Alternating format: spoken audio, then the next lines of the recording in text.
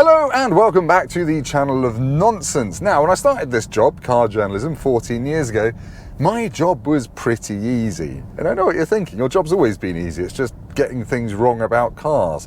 Sorry, I got the Tesla wheel size wrong last week. But anyway, when someone used to ask what family SUV they should buy, he said, Nissan Qashqai. I just want a car, get a Qashqai. Well, I want a random sequence of letters that no one can ever spell. Get a Qashqai. But over the past decade or so, it's not really as popular as it used to be, and everyone else is doing family SUVs a little bit better. But the Qashqai was updated in 2024 with some new interior bits, and I've booked one in, been living with it for a week to find out if the Qashqai is still the SUV you should be buying if you just want a fairly forgettable family SUV. And that's not a bad thing. Sometimes you just want a car that gets you made to be without any drama.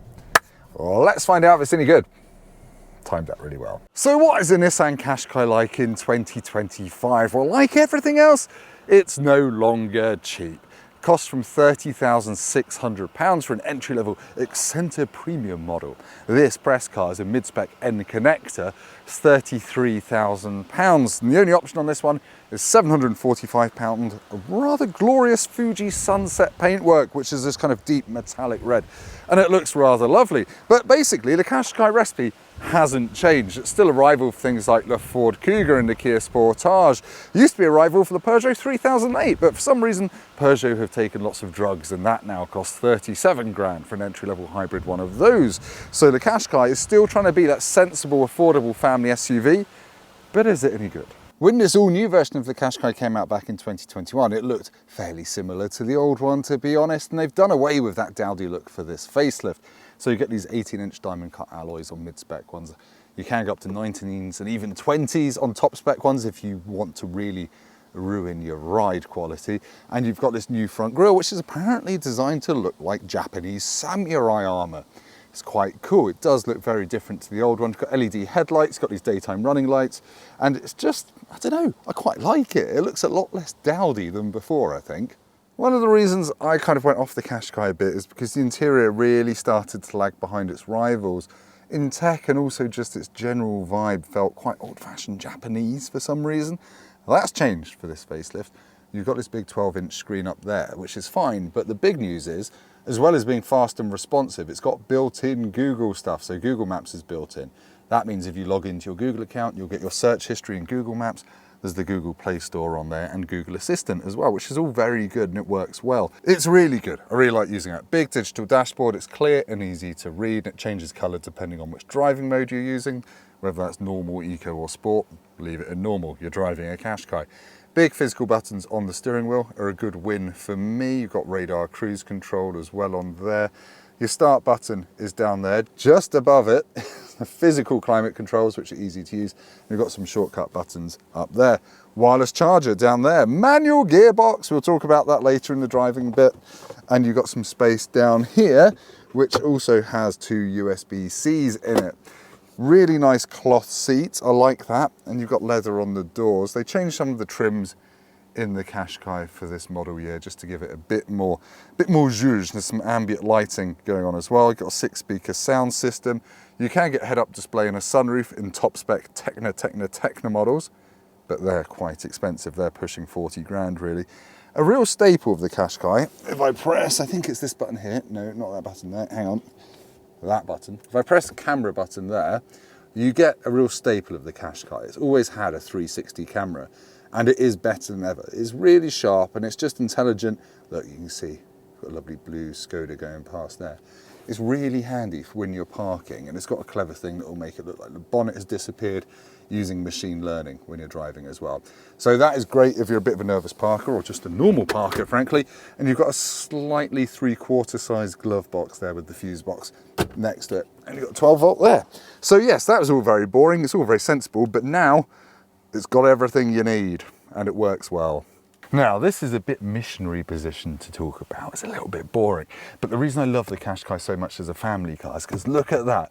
The doors open something like 84 degrees in the back, so you've got brilliant access for dropping in a child seat, and the ISOFIX points are behind little covers that you can just pop down here, as I have done, but they will rattle around in there. But getting a child seat in, dead easy. And actually, for tall adults, you've got okay knee room. That's my driving position. I'm 6'3" and I fit. I've got headroom, and yeah, it's very sensible. I do just fit.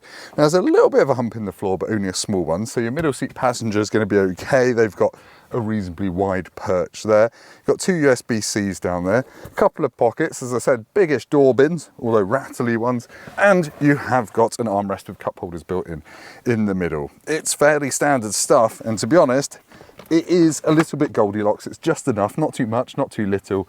It's what you need for a family SUV, frankly. You probably know how big a Qashqai is. It's 4.4 meters long. It's just that nice, slightly bigger than a Golf, but an SUV sort of size.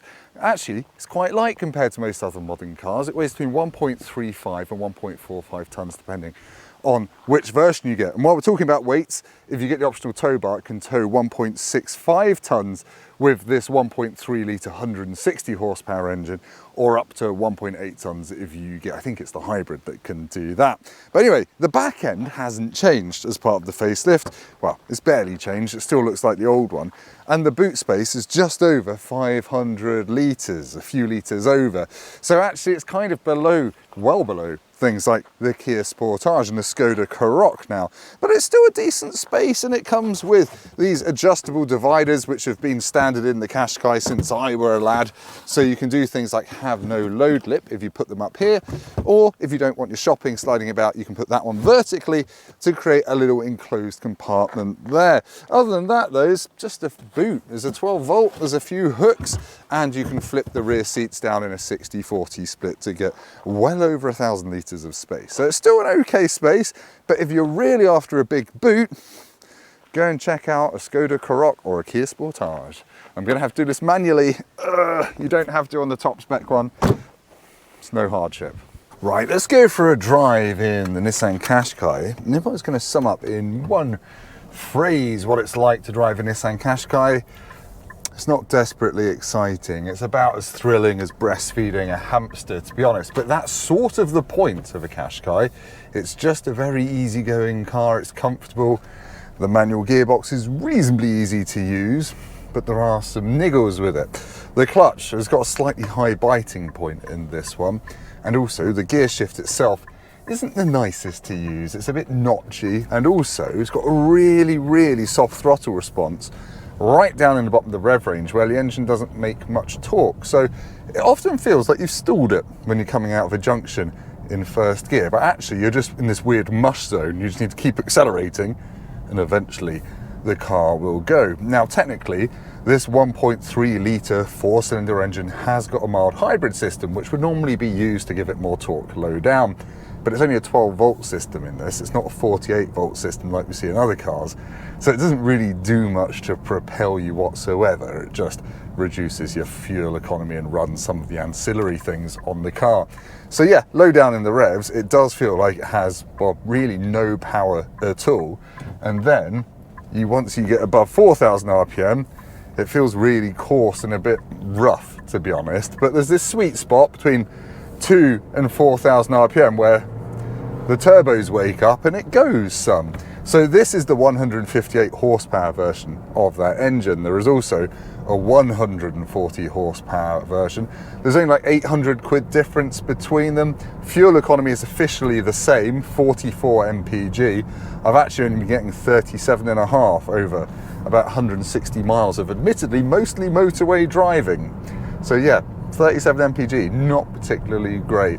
0 to 60 is just under 10 seconds if you get the more powerful 158 horsepower one, slightly over 10 seconds if you get the 140 horsepower one. Are we keeping up at the back? Then there's a third engine option, which is the full hybrid e-power, which uses a 3-cylinder 1.5 litre engine, which isn't connected to the wheels ever. There's no gearbox. That just charges and gives power to electric motor and a small battery, so it drives like an electric car, and that's a fair bit faster.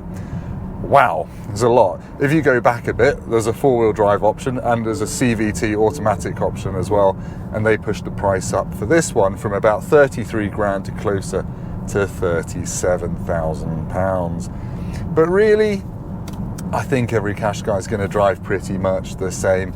It's pretty comfortable most of the time. It does get caught out a little bit by sharp bumps, but it's nice and softly suspended. It grips, it goes where you want it to without any drama, palaver or excitement.